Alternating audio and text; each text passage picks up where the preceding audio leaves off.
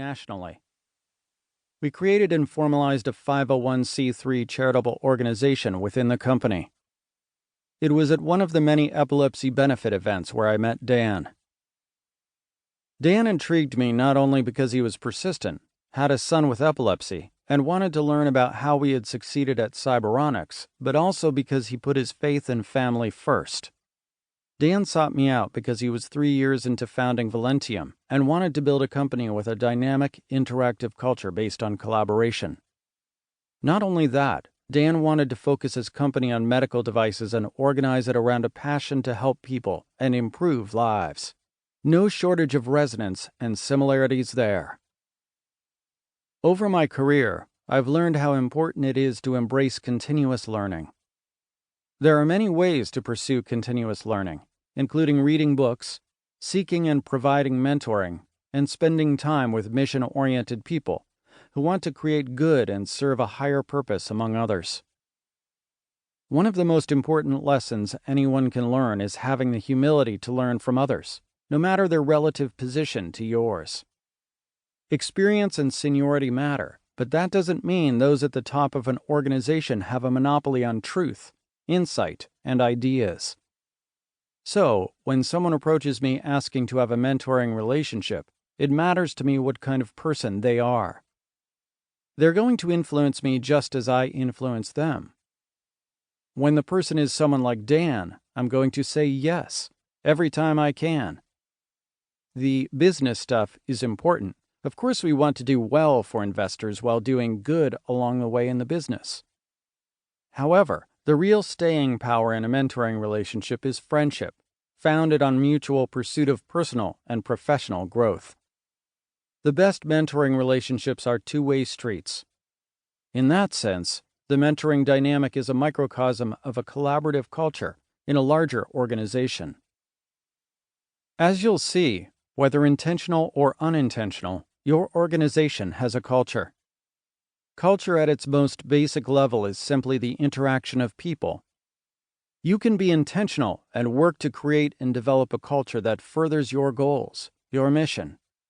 Alternatively, you can let culture happen on its own and then deal with whatever happens naturally. That natural development may be helpful, or it may be a hindrance.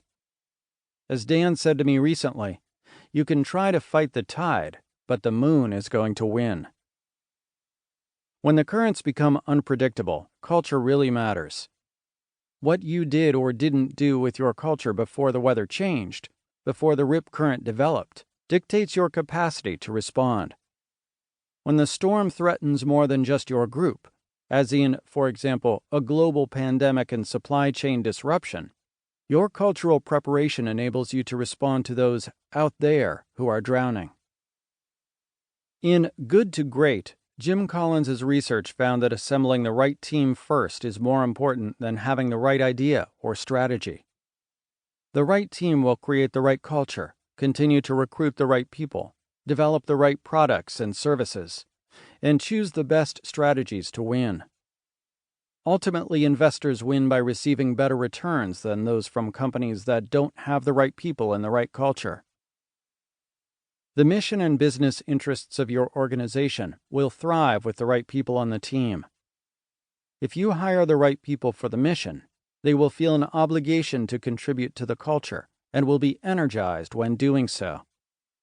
They will rise to the occasion when the culture faces a challenge. Hal Rosenbluth's insight, shared in his book The Customer Comes Second, is that if you take care of your team members first, they will provide exceptional customer service, allowing you to win in any industry. Herb Kelleher built Southwest Airlines on 5 principles, including taking care of your people, as outlined in Kevin and Jackie Freiberg's book, Nuts, Southwest Airlines' Crazy Recipe for Business and Personal Success. Success starts with the people and their culture. This book offers something more than those books. 28 Days to Save the World is more than a great story about a successful business culture. It's the story of an organization whose culture was ready for challenge and triumphed amid a crisis. It's also more than a book of studies and theories about culture. It's an inside look at how Velentium's leaders designed